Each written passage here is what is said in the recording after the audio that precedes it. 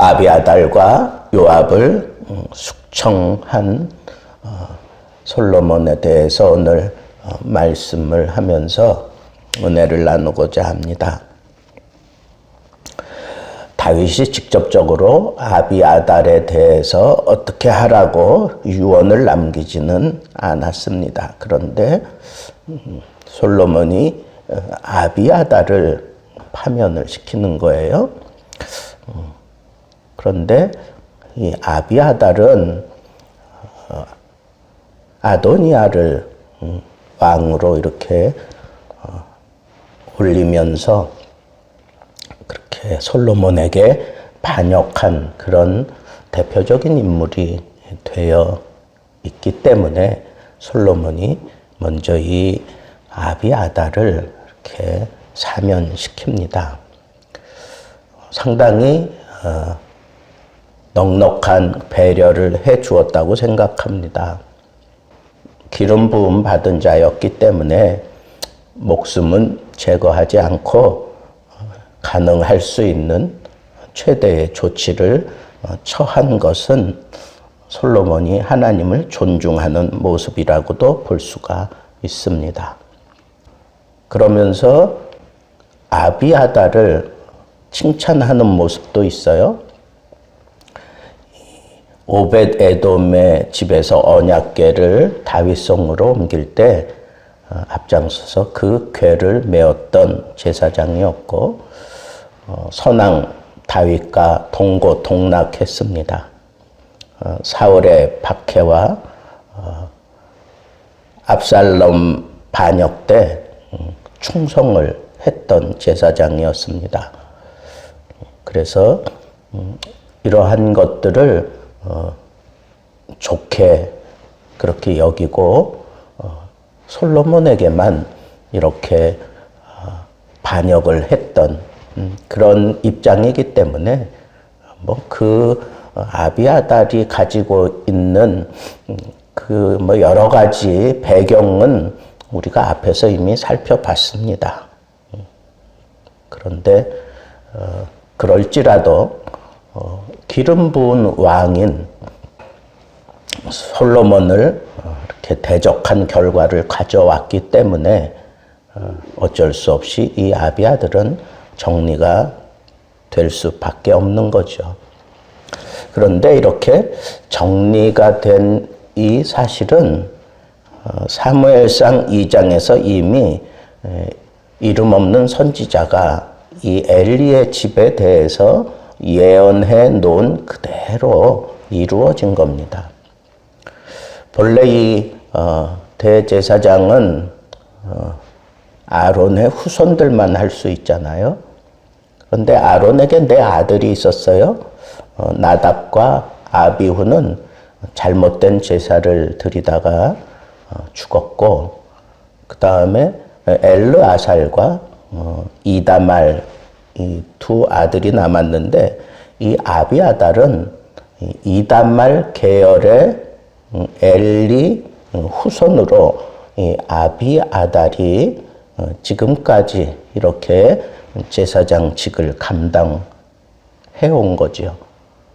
그러다가 이제 정리가 돼버리고 마니까 다윗 시대에 제사장이 둘이 있었잖아요. 그런데 이 사독은 엘르아살 계열의 후손입니다. 그러니까 이 엘르아살 계열의 후손인 사독이 이제 홀로 대제사장직을 이어받을 것이라고 이미 민수기 25장에도 그렇게 예언을 한 바가 있습니다. 그러니까 하나님이 정하신 대로 예언되어 있는 대로 이렇게 시대를 거칠지라도 반드시 이루어지고야 마는 것, 그것이 바로 이 아비아달의 숙청 사건에서 우리가 붙잡아야 될 교훈입니다. 하나님의 말씀은 1.1획도 땅에 떨어지지 아니하고 그대로 이루어지는 것입니다. 그렇기 때문에 우리 앞에 일어나는 일들, 그 근시안적인 시각 가지고 우리가 이 세대를 살아갈 것이 아니라 이 근시안적이며 멀리 원근 투사법, 이 선지자의 시각을 가지고 우리가 하나님의 말씀을 붙잡고 당당하게 살아갈 수 있는 그런 믿음을 우리가 이 아비아달 사건을 통해서 또 한 번 붙잡을 수 있습니다. 그리고 다윗 왕이 부탁한 대로 요압을 이제 숙청하는 그런 모습을 여기서 보게 됩니다. 그런데 아도니아도 죽고 그리고 아비아달도 이렇게 제사장직이 파면되어 고향으로 쫓겨내려간 모습을 보면서 이제는 내 차례다라고 생각하고 요압이 이제 피신을 하게 됩니다. 그런데 이번에도 시온산에 있는 그 도피성으로 피해 들어가서 제단 뿔을 잡습니다. 그 소식이 솔로몬에게 들려서 브나야를 통해 그를 죽이라고 보내지만 가서 이 요압과 대화를 하다가 아무래도 좀 이건 아니다 싶어서 다시 돌아옵니다. 그랬을 때 솔로몬이 이 요압을 처단해야만 되는 이유를 분명하게 얘기하고 거기가 도피성일지라도 요압은 거기에 해당되지 않는다라고 하는 것을 분명하게 얘기를 합니다.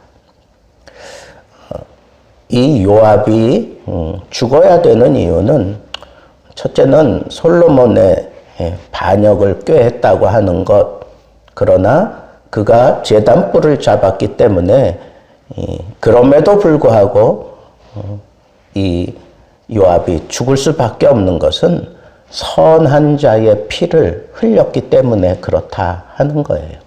선한 자의 피를 흘렸다.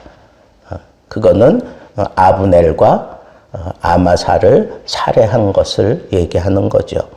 그런데 아브넬이 피살될 때에도 그리고 아마샤가 살해를 당할 때에도 다윗은 그 사실을 전혀 몰랐다. 그러니까 다윗에 의해서 이런 억울한 피가 흘려진 게 아니라 이건 전적으로 독단적으로 요압이 자기의 어떤 군대 장관직에 대한 그런 방어로 혹은 자기 동생에 대한 복수심으로 그렇게 무죄한 자들의 피를 흘렸다. 이 아브넬과 아마샤를 이렇게 무죄하다라고 얘기하는 것은 평화의 시대를 열자고 그렇게 다윗에게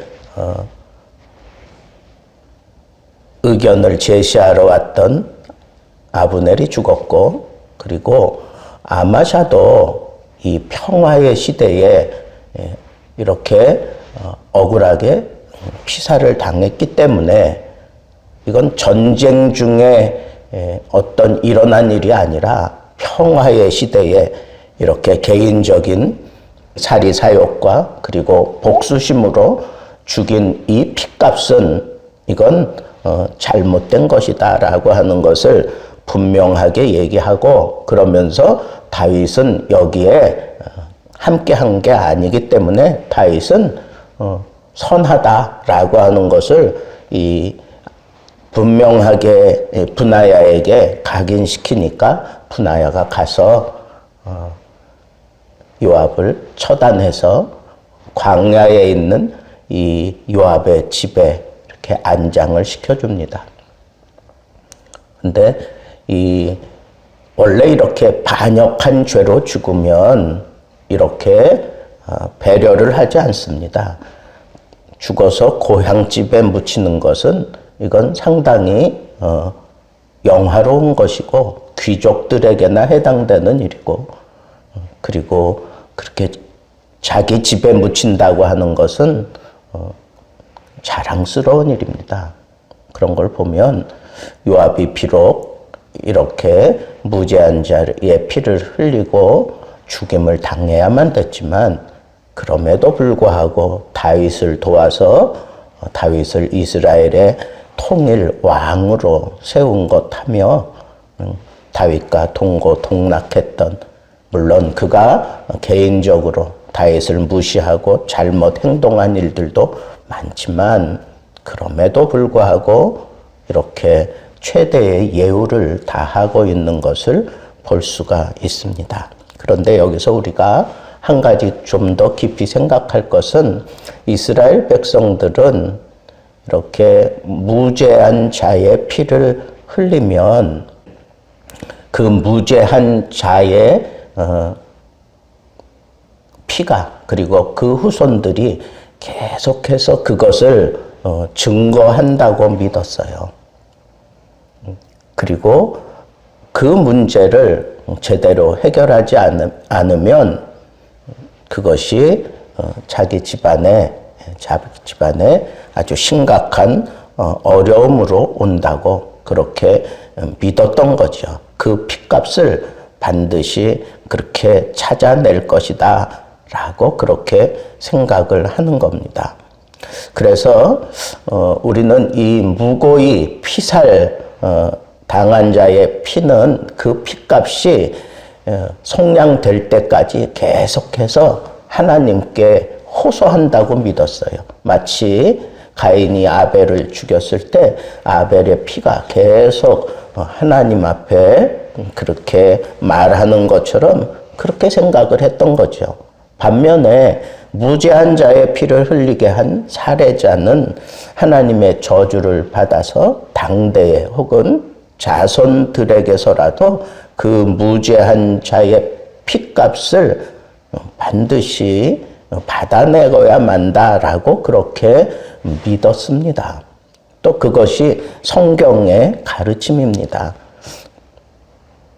그렇기 때문에 솔로몬은 이 요압, 자기하고 너무너무 가까운 인척이잖아요.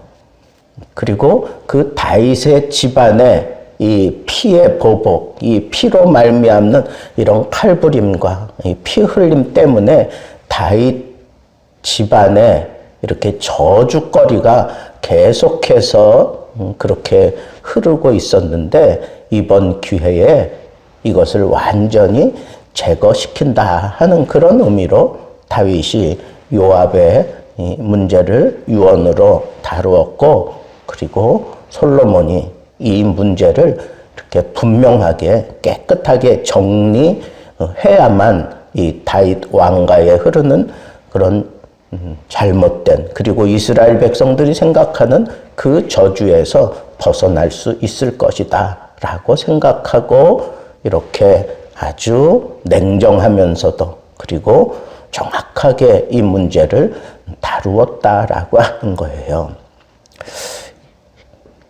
이런 것들을 우리가 생각해 볼 때 하나님의 선한 왕이었던 다윗도 그가 잘못을 저질렀을 때 하나님께서 분명히 그런 징계를 했잖아요. 너의 집안에 이 칼부림이 있을 것이다. 이런 저주를 다윗이 얼마나 힘들게 그것을 감당해 가고 있나. 죽을 때까지도 그 아픔을 지니고 그렇게 유언으로 남겨서 이것을 제거해야만 네가 선한 왕으로서 입지를 굳히고 하나님의 도우심을 입어서 나보다 더 훌륭한 왕이 될 것이다 라고 하는 이런 믿음과 그런 사상을 가지고 끝까지 이렇게 싸우고 있는 그런 모습들을 보면서 첫째는 이 죄가 얼마나 끈질긴가 하는 것이고, 이 죄를 용납하고서는 절대로 하나님의 뜻을 이룰 수가 없는 거구나 라고 하는 그런 깨달음을 우리가 가지고 아직도 숨겨놓은 죄악이 있거나 아니면 그 죄악을 해결하지 못함으로 인해서 우리가 이렇게 저주받은 자처럼 그런 어려움을 겪고 살아가고 있는 어리석은 사람은 되지 말아야 되겠다. 하나님 앞에 모든 죄를 고백하고 남들에게는 밝힐 수 없어도 하나님 앞에는 다 토해내고 그리고 하나님의 평강을 누려야 된다라고 하는 이 사실을 생각하며 하나님 앞에 회개하는 것, 이보다 더 소중한 일은 없구나. 그러니까 우리는 늘 자신을 돌아보면서 하나님 앞에 회개하는 그런 선한 모습으로 이 세상을 살아내야 우리가 하나님을 영화롭게 할 수 있고 하나님 손에 붙들려 쓰임받을 수 있고 솔로몬처럼 새 나라를 열어갈 수 있는 그런 믿음의 사람이 되는 줄 알고 우리는 회개하기를, 하나님 앞에 회개하기를 즐겨할 수 있는 그런 믿음의 모습으로 살아가는 것이 하나님 앞에 참 선하고 아름다운 일이다라고 하는 것을 또 한 번 느끼게 됩니다. 오늘은 우리가 야비아 달과 요압을 숙청하는 일에 대해서 우리가 생각하면서 새 나라를 열기 위해서 철저하게 이 죄악의 문제를 단죄하는 이런 솔로몬을 통해서 오늘 우리나라가 안고 있는 이런 문제들, 새 나라를 열어가면서 하나님 앞에서 하나님의 말씀, 절대적으로 이루어지는 하나님의 말씀을 붙들고 그리고 이 죄의 문제를 해결할 때에는 하나님 앞에 철두철미하게 해결을 하고 그리고 새 나라를 이어갈 수 있는 그런 우리나라가 되어야 되겠다 하는 그런 생각을 가지고 우리 함께 오늘 이 아침에 기도할 수 있기를 바랍니다.